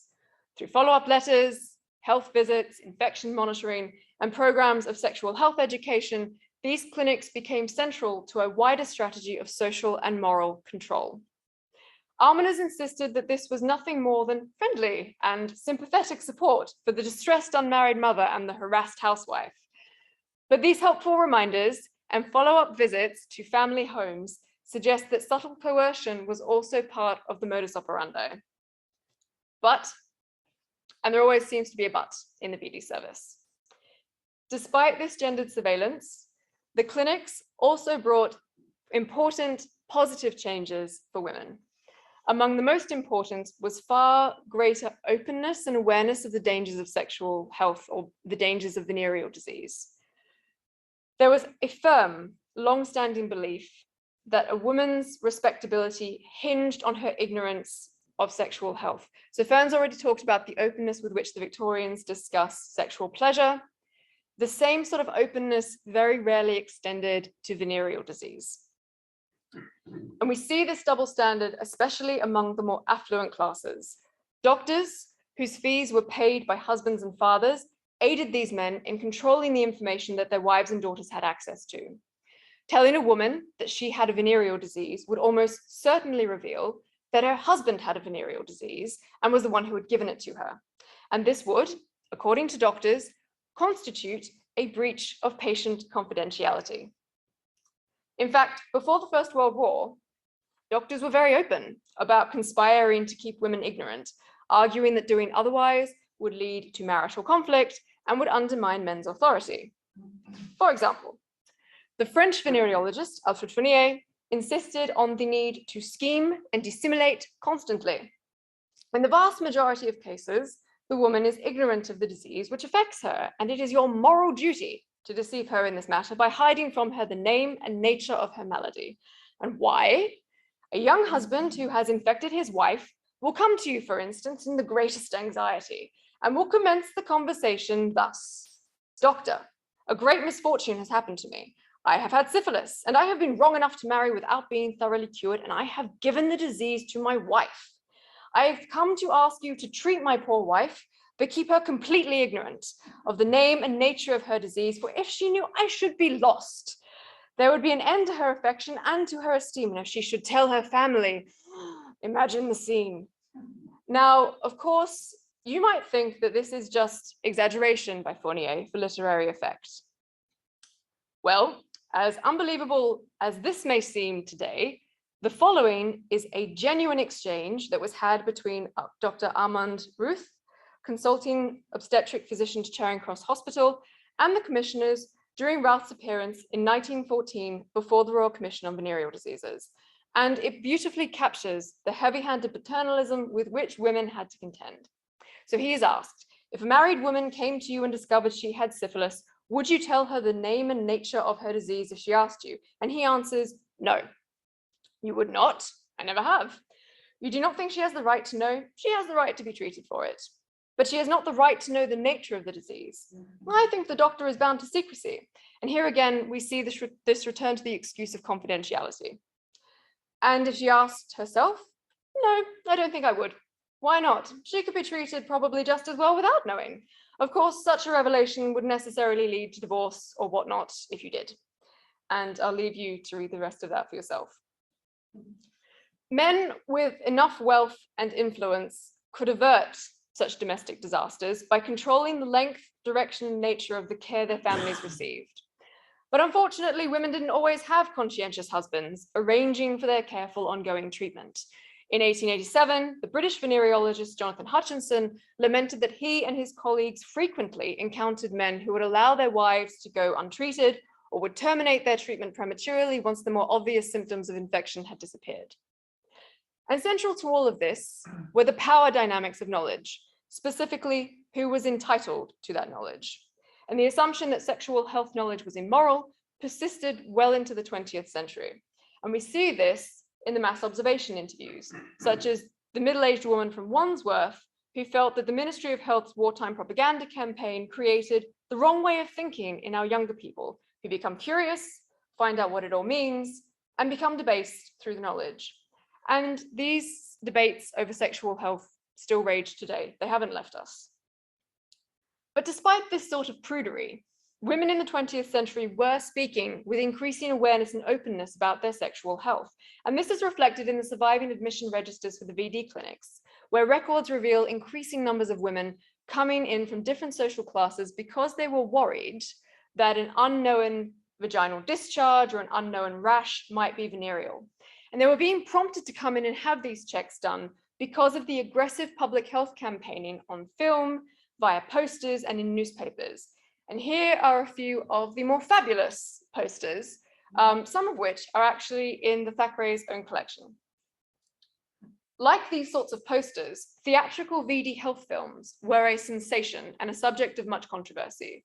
They had very different plots from the fatalistic Victorian novels and plays that dealt with similar subjects in previous decades.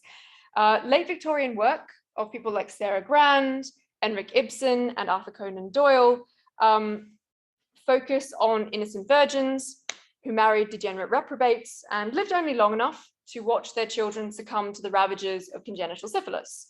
Or the plots are about wholesome young men, like Francis Norton, who we saw earlier, who are felled in their prime by the emergence of a previously dormant taint. Mental fragility, bodily corruption, despair, familial chaos, and social decay define these Victorian stories, which are littered with characters desperately trying to keep up appearances while their private lives fall apart. And the outcome is inevitably the same. After much anguish and recrimination, these benighted characters die, either by their own hand or from the insidious nature of the disease. And like the Victorian fiction that preceded them, the interwar films were melodramatic and unsubtle in their messages about personal and collective moral hygiene. But unlike their Victorian predecessors, these films were generally optimistic.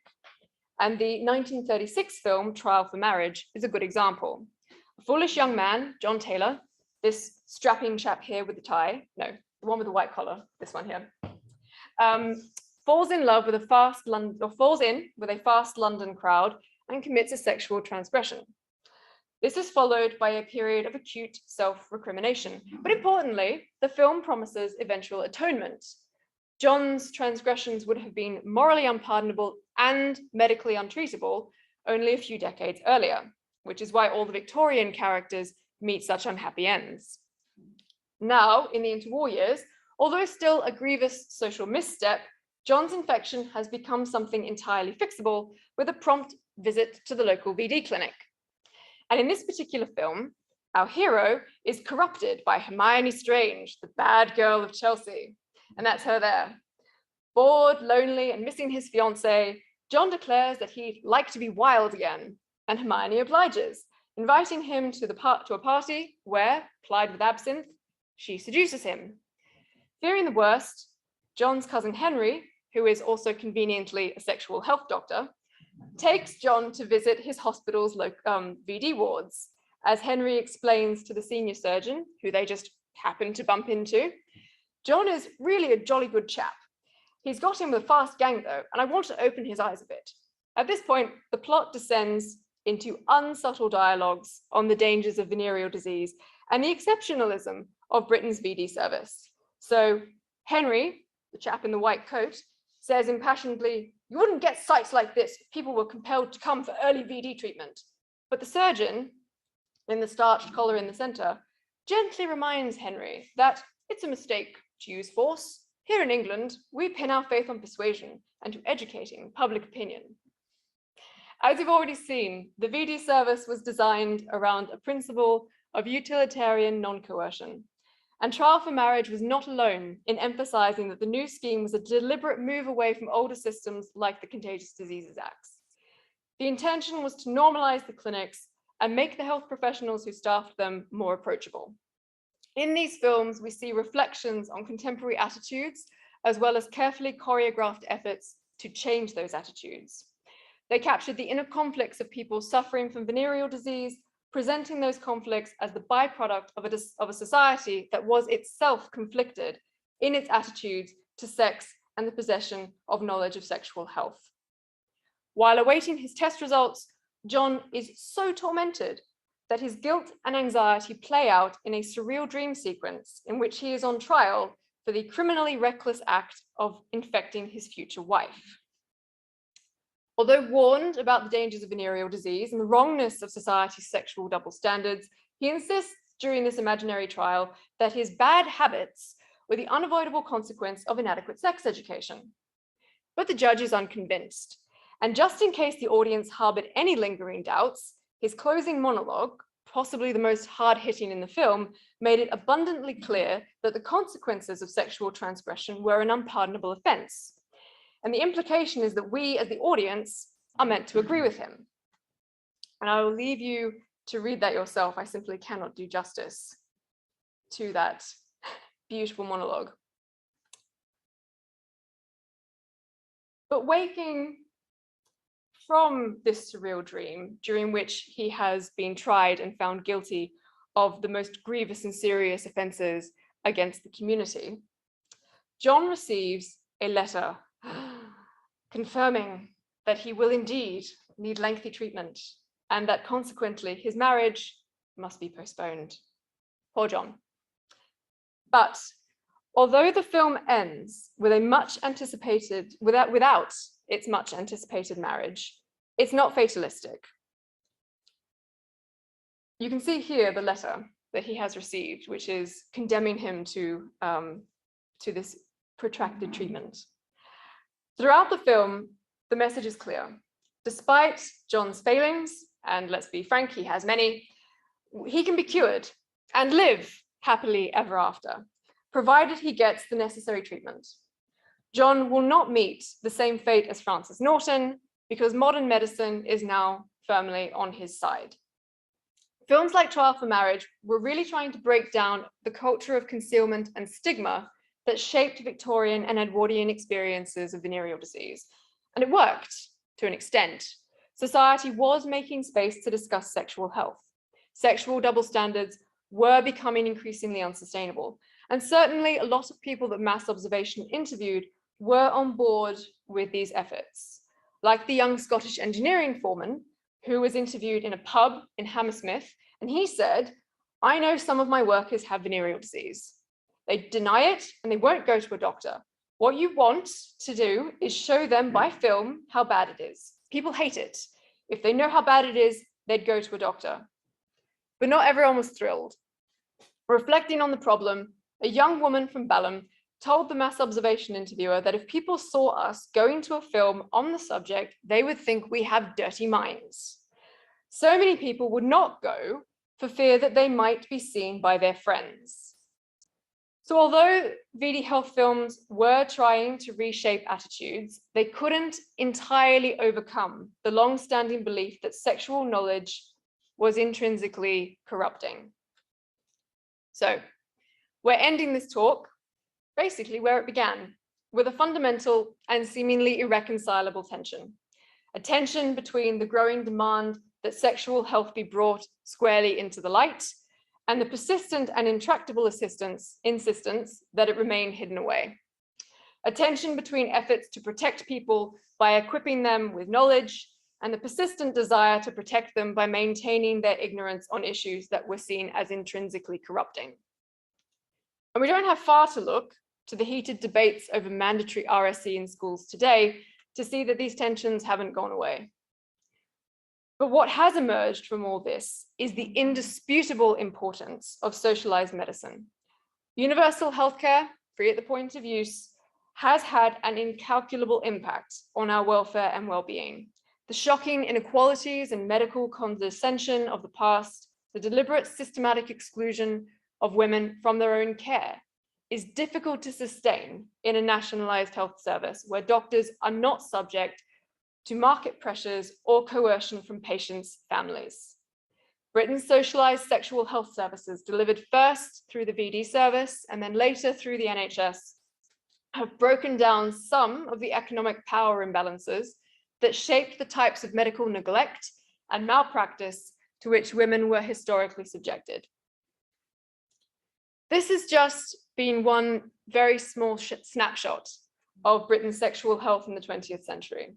There's lots that I haven't had time to discuss, like the experiences of men who had sex with men before the decriminalization of homosexuality, or the experiences of migrants and Black and Asian Britons in the post-war period when sexual health was weaponized by anti-immigrant white nationalists. These and many other issues are the focus of my major new UKRI funded project, and I'm delighted that over the next 7 years, the project will be formally partnering with the Thackeray to use these histories to enrich public understandings of sexual health, both historically and today. Together, we'll be setting up a range of events over the next few years. So if you'd like to know more about the research we'll be doing and the events we'll be organizing, please follow us on Twitter, and it's Health Histories down there on Twitter. And keep an eye on the Thackeray's events calendar. Thank you.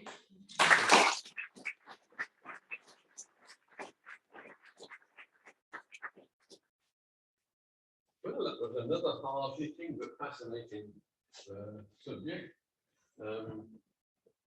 It didn't get round to my venereal disease of 500 years ago, but anyway, nonetheless, it was not all that common, according to the skeletal evidence. And that's only because it's, I think, the skeletal evidence is much later in the pathogenesis. It is. Like in the early stages, so primary and secondary, you don't really see much of it. You see it in congenital cases where the disease affects development, physical development. But congenital syphilis, in paleopathological terms, is a pretty rare event, and I can only assume that's because the children die young. A lot of them would have, although it's interesting. It's something that I didn't discuss here. In the 19th century, something called Kasowitz's law emerges, which is a very distinctive pattern of inherited syphilis. And doctors often used this law to determine whether or not a woman had syphilis when she had no other clear symptoms. And it was a series of miscarriages, followed by a series of stillbirths, followed by a series of children dying young, followed by a series of children who lived but had clear symptoms of syphilis, all the way through to children seemingly being born healthy. And that's Kasowitz's law. It's that pattern of inheritance. So yes, as you say, a lot of children who had acute congenital syphilis probably wouldn't have survived. That's right, yes.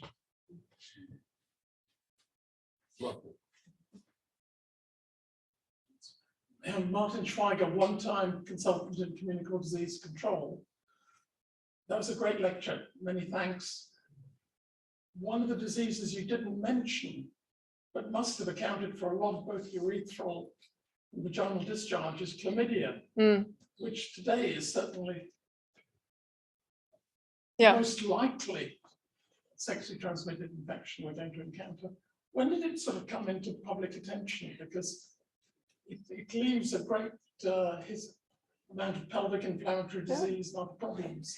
So to ignore it is, I don't know whether ignore is quite, but I was expecting some sort of mention of it. Yeah, it's a good point. Jen, should I repeat the questions for everyone? So Martin has asked about the role that chlamydia played in everything that I was discussing today. And the short answer is that it doesn't really feature in medical literature before the Second World War. There is discussion now about whether chlamydia is a new disease or whether it is something that has been with us for many centuries, but we just haven't, until more recently, been able to distinguish it from things like gonorrhea. So my feeling is that chlamydia was there, but it wasn't being diagnostically distinguished from other venereal diseases at the time. And obviously, this followed a similar pattern with syphilis and gonorrhea in the 19th century. For the very early part of the 19th century and before that, the assumption was that syphilis and gonorrhea were the same disease. And it wasn't until experiments in those early decades of the 19th century that doctors started to think, well, actually, these have two very different pathologies. And then then it branched off and they started to treat them as separate diseases. There's debate about how much that happened with chlamydia and gonorrhea in the sort of 20th century. But certainly in the period that I'm discussing, as Wilson Jameson said in his broadcast in 42, it is syphilis and it's gonorrhea.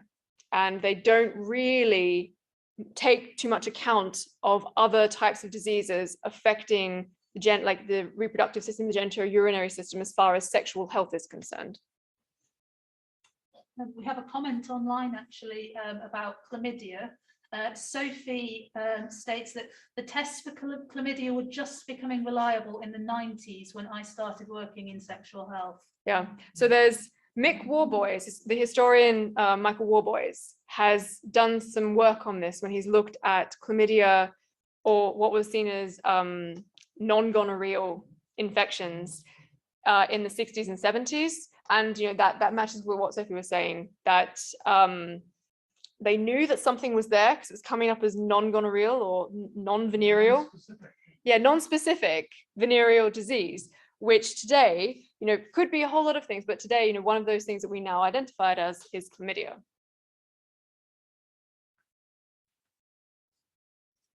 Towards the end of the First World War, when a lot of soldiers were returning, and it was the middle of the flu epidemic and so on, there were VD clinics set up especially for the returning soldiers and hospital wards to care for them. Would that be what developed into the post-war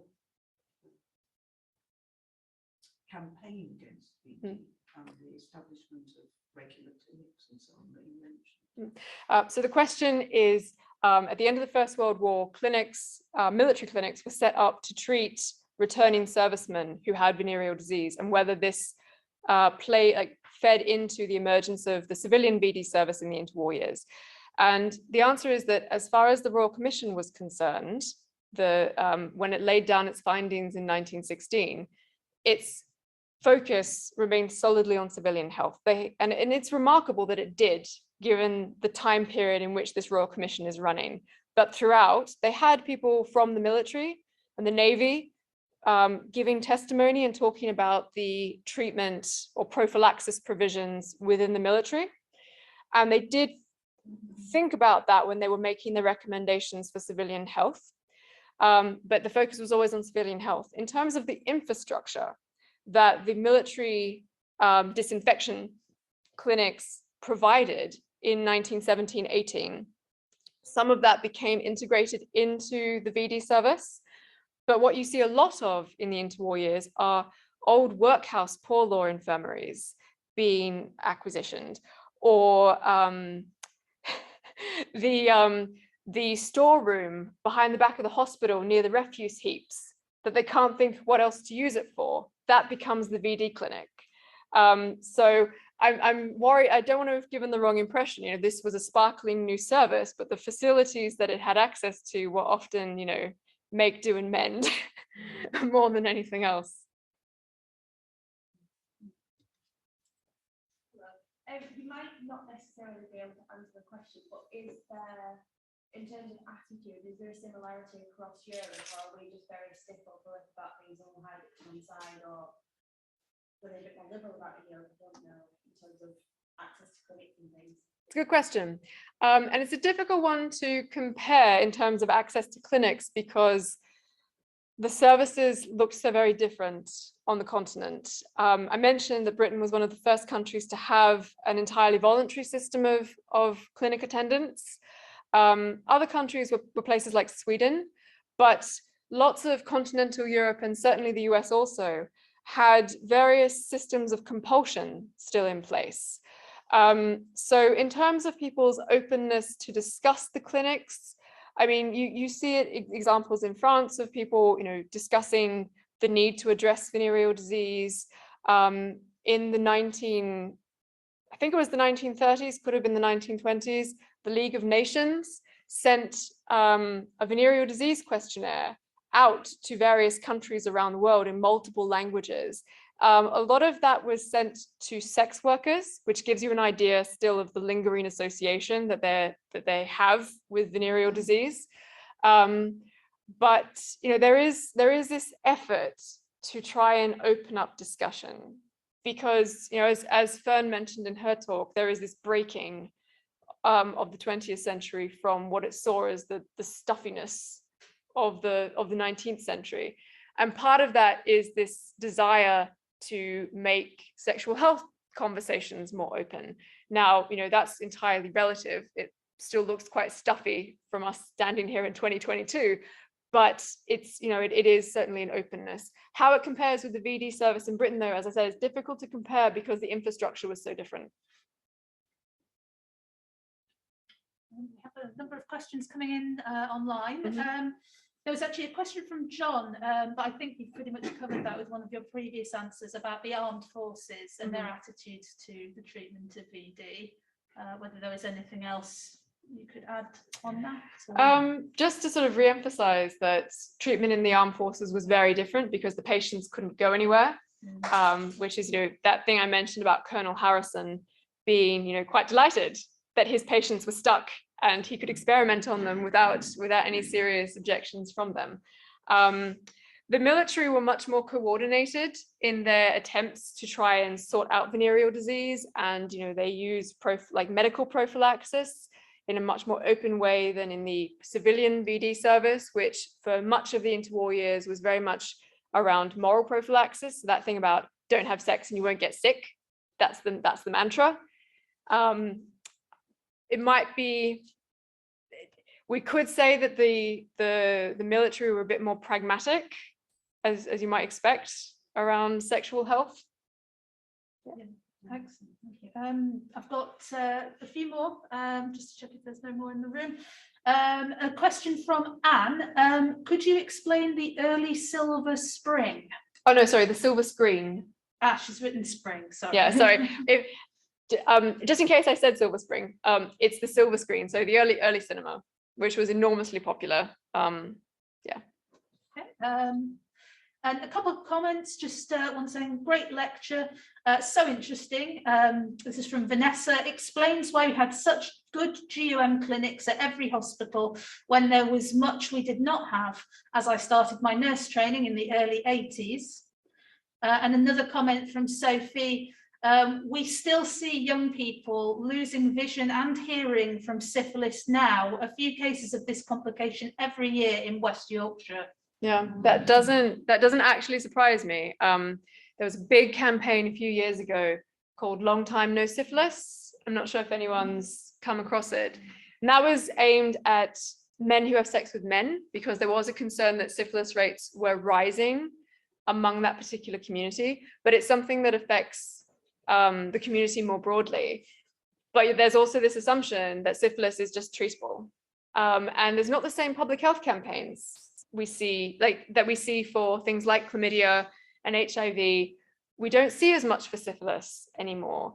And I wonder if that is because people just feel that it's a disease that's disappeared with history. But as people online are saying, people are still coming into clinics. And certainly, when I was talking to a neurologist a few years ago, he was saying that every year you get 1 or 2 tertiary syphilitic patients in clinic in the UK. And in part, it's because they have doctors who have seen them before now have misdiagnosed them. They haven't recognized that what they're seeing is syphilis, in part because there are so few advanced cases of syphilis these days. I think it can personally exemplify that, because I had a man come to see me in the 1970s, and he had had a primary syphilitic chancre which he'd ignored, and he came to see me. I didn't know that, it came in the history, and he came to see me with a rash of secondary syphilis. And that's a very transient rash, and he could well have ignored that and said he was allergic to something, in which case it would have then progressed without any symptoms into tertiary neurovascular syphilis. Yeah, and there have been studies now that speculate that only about 30% of secondary syphilitic cases do end up as the very obvious tertiary manifestations, although there could be a lot of neurological degeneration that is linked to secondary syphilis that isn't picked up. But yeah, the coppery rash, as it was described in the 19th century for syphilis, is distinctive, but if you don't know what you're looking for, you'll miss it. There was a man who used to sell the Evening Standard at the top of Leicester Square railway station, who had got the tertiary syphilis. When I was a medical student in London, got tertiary syphilis, which had destroyed his facial skeleton, and he was selling the newspapers. And the venereologist at Barts used to say to us, when you finish with me, go and buy a newspaper and see what tertiary syphilis is all about. And I think that this is something that I didn't discuss in the talk, but Wilson Jameson, did it for me, was all of these really horrendous late stage manifestations of syphilis. And that's what the Victorians were terrified of, because there were pictures of people, as you said, the cartilage and soft tissues in their face had started to necrose.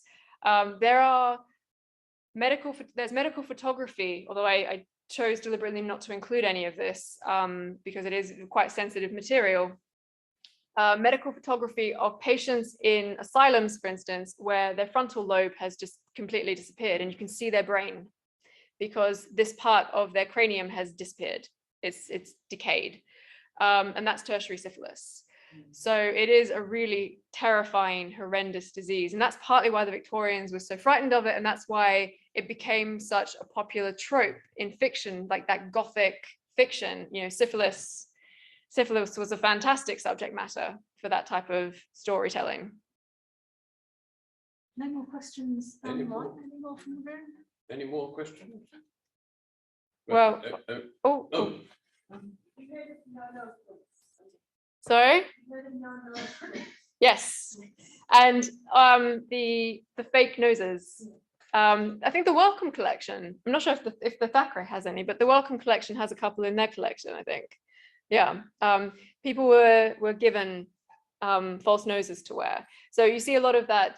We associate it more with the First World War and facial reconstruction, but you know, obviously in a much more simple way in the 19th century, people were being given fake noses to wear if their nose had broken down. And if you've watched The Nick, the TV series about the Knickerbocker Hospital in New York, one of the characters has that on there. So on that happy note. Are there any more questions? Well, if not, it only remains for me to thank you. Mark, sorry, I'm taking your place, Mark. So thanks, Keith, for introducing it, but I think we've obviously got a big thanks to both Fern and to Anne for giving us a hopefully an enlightening morning. I'm told that life itself is a sexually transmitted terminal condition, and that without sex, none of us would be here, and neither would the next generation. There's something about history that actually says it's very easy to ignore topics like this, but I think you've made it easy. Fern got across the point that we actually do need to talk about it. And that if we don't talk about it, things go wrong. So that's great. And I think you've given us a very good insight into some of the problems of dealing with the infections that are associated. I think we haven't touched on some of the other issues around sex. I see people with pelvic inflammatory disease as being a major challenge for large numbers of women or people, an issue, and that's some of the other social consequences. But I think you've both given us a wonderful morning, so thanks very much for those, and I hope that's great.